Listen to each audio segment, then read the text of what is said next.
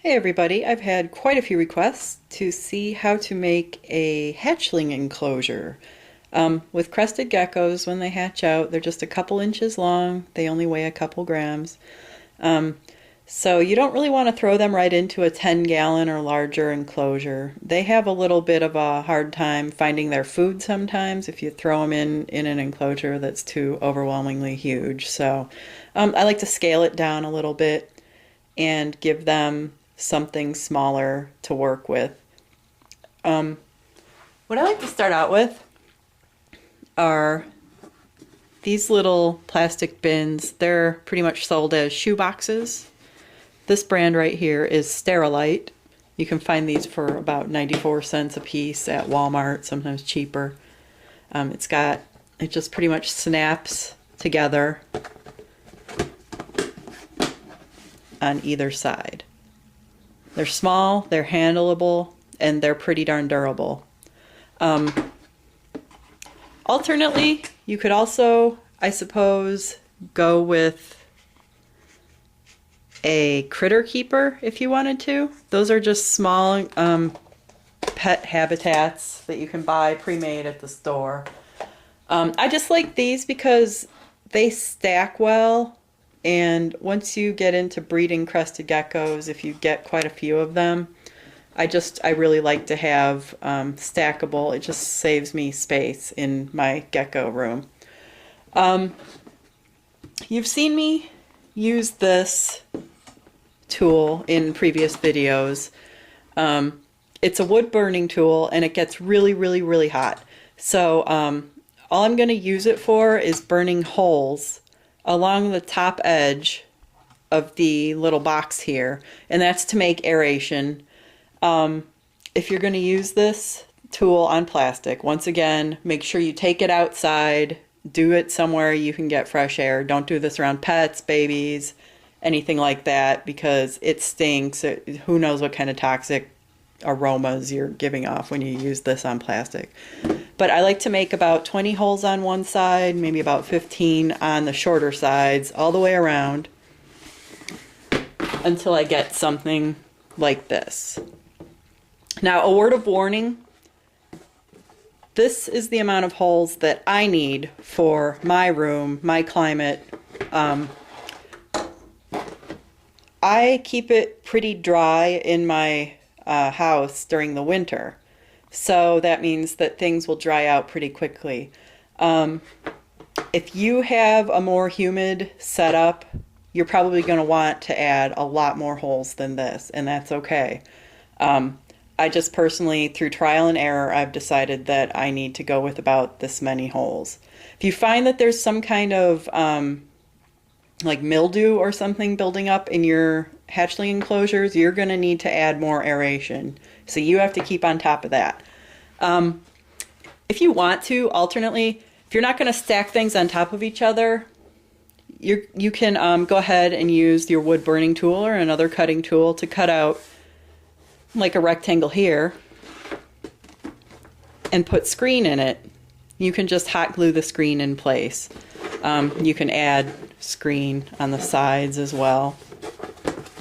You can do all that, and that'll add a lot of aeration, and it's still really, really cost effective because a roll of screen is probably about $4 or so at Walmart or home improvement stores like that. Just be aware that if you use this nylon type screen, crickets and other chewy bugs can chew through it if you leave them in there for too long. So just keep an eye on the screen if you start feeding your geckos crickets in their little enclosures. Okay, so once you've got the holes all the way around, it's really easy to make a hatchling setup. I like to use these paper towels, just plain white paper towels. I like the pick-a-size kind because they already come perfect size. Fold it over once, lay it down flat. That's your substrate, super simple. I like to use this thin bamboo here. You could also use thin PVC pipe, anything like that.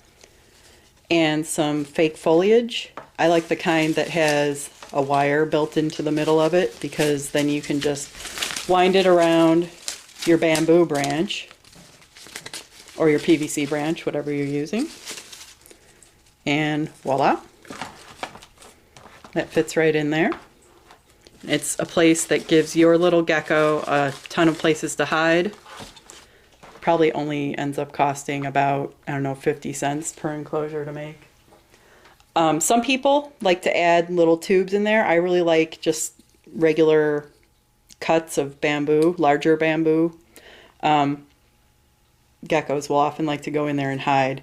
Some people like to use toilet paper tubes or paper towel tubes. I found that those are a little bit large for hatchlings. They might feel a little bit safer with smaller enclosures like this. Again, you can use a PVC tube or something like that, just cut to size. Just put that on in there. I like to add at least one stone. It's not a super smooth stone. It's just got a little bit of texture to it, and it seems to help them get shedding going. Try to get one that has a flat side so that it lays flat and won't roll over on your geckos when you move the cage around. And as far as feeding, this is really simple. I put water in a milk jug cap. It's nice and, you know, shallow. The gecko can't drown in it. And I just put my Crested Gecko diet, the Repashy superfood, into a water bottle cap. I like to put the water bottle cap near the rock because I find that a lot of my geckos, my gecko hatchlings, like to hang out on those rocks. I don't know why. It's just a little place for them to stare. And once you start feeding live food, if you want to do that like once a week, I find that hatchlings don't really take live food with me until they're about 3 weeks or so old. But you can put your dusted live food. If you're feeding roaches, they'll just stay right in. This is a nice little glass container. You just put it right in there. This is nice and shallow so the gecko can get right out. Just keep in mind again that live food can escape from the little holes if you just let them free range in there. So that's why I like to use roaches, because these dubia roaches can't climb the glass. And that's why I like to use the container. But then pretty much all you have to do, add your little guy in there.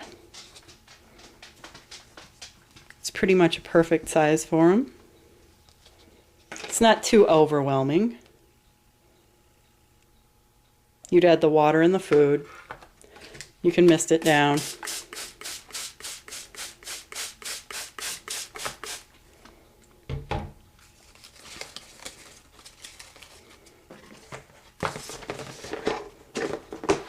And just make sure each side locks.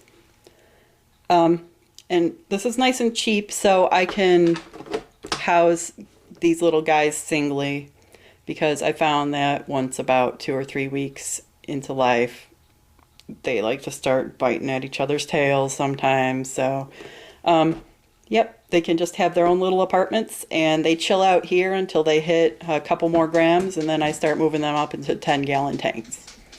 Let me know if you have any questions or comments, anything you want to see in future vids. Thanks, guys.